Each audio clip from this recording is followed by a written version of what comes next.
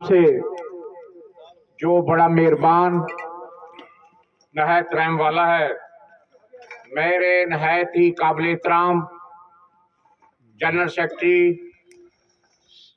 Worker federation of CDA سید شباب بخاری صاحب اور چیئرمین چودھری شوکت صاحب اور اس تقریب کے دولہ راجہ ابرار صاحب، چیئرمین تمیر راجہ علی صاحب، راجہ ظہیر صاحب، راجہ آصف صاحب، عمر خان صاحب، راجہ قمر صاحب، راجہ غالب کیانی صاحب، منظر کیانی صاحب اور میرے سامنے بیٹھے ہوئے بھائیوں، بزرگوں، بیٹوں، السلام علیکم۔ میں بڑا مشکور ہوں راجہ ابرار صاحب کا، جنہوں نے ہماری اتنی عزت افزائی کی اور ہمیں عزت بخشی۔ انشاءاللہ تعالی ہم بھی راضی ہیں اور آپ کی یہ جو مہمان نوازی ہے کبھی نہیں بھولیں گے انشاءاللہ۔ میرے بھائیوں نے باتیں کی، میں چند گزارشات پیش کرنا چاہوں گا۔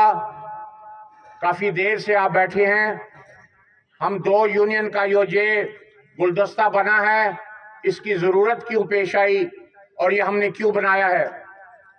میرے بھائیوں، CDA سٹاف یونین سردار اقبال ڈوگر مرحوم کی یونین تھی۔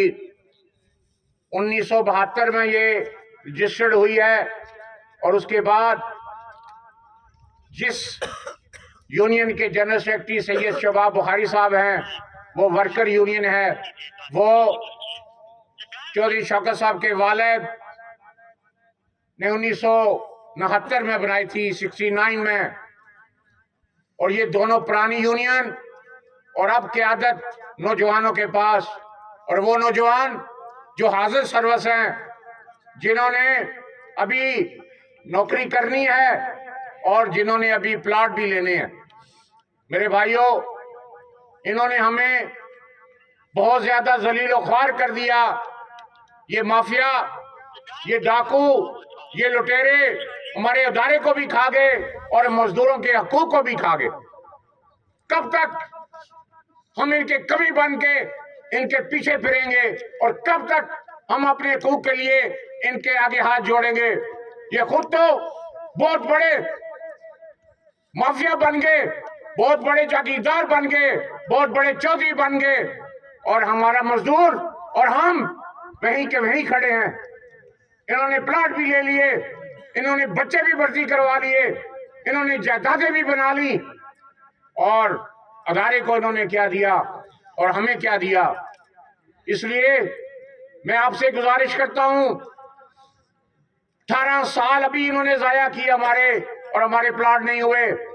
ہمارے بزرگ ریٹائر ہو کے گھر چلے گئے، اللہ کو بھی پیارے ہو گئے، لیکن پلاٹ نہیں ملا۔ میرے بھائیوں، یہ ان کی غفلت کا نتیجہ ہے۔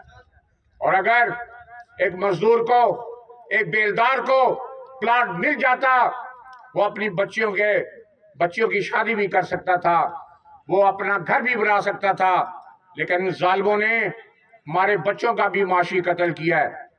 راجہ صاحب، یہ مذاق نہیں ہے، یہ سوچنے کی بات ہے۔ کیا ہم میں کوئی صلاحیتیں نہیں ہیں؟ کیا ہم بات نہیں کر سکتے؟ کیا ہم CDA چیئرمین سے مذاکرات نہیں کر سکتے؟ کیا ہم الیکشن نہیں لڑ سکتے؟ یہ مافیا ہی رہ گئے، یہ چور ہی رہ گئے ہیں، یہ ڈاکو رہ گئے ہیں، اور یہ ریٹائر رہ گئے ہیں، اور ایک وہ باہر سے آ کے، انگلینڈ سے آ کے کہتا ہے کہ میں وہاں 20 لاکھ تنخواہ لیتا تھا۔ میرے بھائیوں، آپ بتائیں، جو بندہ وہاں پہ 10 لاکھ یا 20 لاکھ تنخواہ لیتا ہو، اس کو کیا ضرورت پڑی یہاں آنے کی؟ لوگ تو یہاں سے جن کے پاس وسائل ہیں ملک چھوڑ کے باہر جا رہے کہ ہم زندگی آسان گزاریں گے، لیکن یہ اس کی وہاں کوئی نوکری شوکری نہیں تھی، یہ وہاں بھی بے روزگار تھا، یہاں بھی بے روزگار ہے۔ یہ یہاں پہ آیا صرف اس کی نظر ہمارے چندے پہ ہے۔ یہ جو چندہ آپ لوگ دیتے ہیں نا، 10 لاکھ 12 لاکھ بنتا ہے رائے صاحب، یہ کہاں خرچ کرتے ہیں؟ کبھی کسی نے ان سے پوچھا ہے؟ کسی نے نہیں پوچھا، باتیں سب نے کی۔ پاشا کہتا تھا میں ان کے خلاف اپلیکیشن دے رہا ہوں FIA میں ان کے خلاف، ان کے جو انہوں نے چوری ڈاکے مارے ہیں ان کے خلاف IB میں جاؤں گا، فلانے ادارے میں جاؤں گا۔ لیکن کہاں گیا؟ ڈیم میں جاؤں گا۔ کوئی اپلیکیشن دی ہے اس نے؟ نہیں دی۔ ایک کام اس نے ضرور کیا ہے، ایک کام اس نے کیا ہے کہ وہ جو صاحب آڈٹ پیرا آیا تھا چودھری یاسین کی گاڑی کا، کہ جو اس نے ویگو ڈالا رکھا ہوا ہے نا، اس پہ 84 لاکھ کا مینٹیننس کا خرچہ ہوا ہے۔ اتنے کا وہ ویگو ڈالا نہیں ہے رائے صاحب، 30 لاکھ کا ویگو ڈالا ہے اور 84 لاکھ کی مینٹیننس۔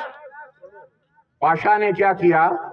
وہ ڈاکومنٹس دکھا دیے میڈیا میں اور کہا میں FIA میں جاؤں گا۔ اور جو وہاں کا انچارج تھا، ٹرانسپورٹ انچارج جو مینٹیننس کرواتا تھا، اس نے اس کے ساتھ ڈیل کر لی اور پاشا کو 20 لاکھ دیے، جس میں 10 لاکھ ایڈوانس اور باقی ابھی پتہ نہیں لیے کہ لینے ابھی۔ اور کہتا ہے کہ میں قسم کھاتا ہوں اپنی مری ہوئی ماں کی کہ میں نے پیسے نہیں لیے، اور جس نے دیے وہ کہتا ہے میں قسم کھاتا ہوں اپنے مرے ہوئے باپ کی کہ میں نے دیے۔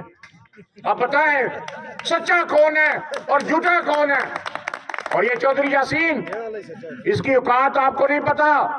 میرے والد صاحب بتاتے تھے، سید شباب بخاری کے والد صاحب بتاتے تھے کہ یہ سٹریٹ میں ہوتا تھا نا تو یہ اپنے ٹانگوں کے ساتھ کاپر کی تاریں باندھ کے گھر لایا کرتا تھا۔